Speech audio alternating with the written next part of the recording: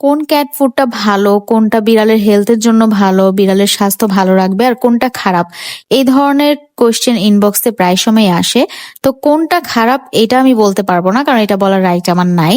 আর কোনটা ভালো, কোনটা আমি আমার বিড়ালকে দেই সেটা অবশ্যই আমি বলতে পারবো।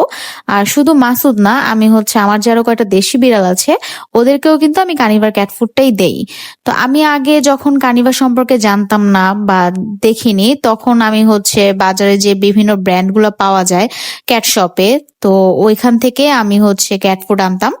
তো আমি নাম বলবো না কোনো, কিন্তু যতবারই আমি যেই ফুডটাই ট্রাই করছি ঘুরায় ফিরায় দেখা গেছে একটাতে প্রবলেম হলে আরেকটা ট্রাই করছি, যতবারই দিছি আমার বিড়ালদের হজমের সমস্যা হয়েছে, ওরা হজম করতে পারতো না।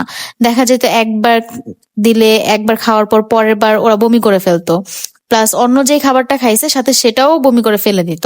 মানে টোটালি ওদের হজমের প্রবলেম হইতো, প্লাস হজমের প্রবলেম হলে ওরা যদি বমি করে দেয় সেটা তো ওদের হেলথের জন্য খুব খারাপ। কিন্তু যখন থেকে আমি কানিভা ট্রাই করা শুরু করছি, আল্লাহর রহমতে ওই যে বলে না যে গায়েব হয়ে যায়, ওদের এই হজমের প্রবলেমটা প্লাস বমি করার যে প্রবলেমটা এটা একদম গায়েবই হয়ে গেছে।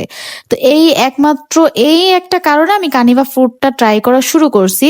তো যারা জানতে চাচ্ছিলেন যে কোন ক্যাট ফুডটা বিড়ালের জন্য ভালো হবে, তো আমি সাজেস্ট করব আপনি কানিভা ফুডটা একবার হলেও ট্রাই করবেন।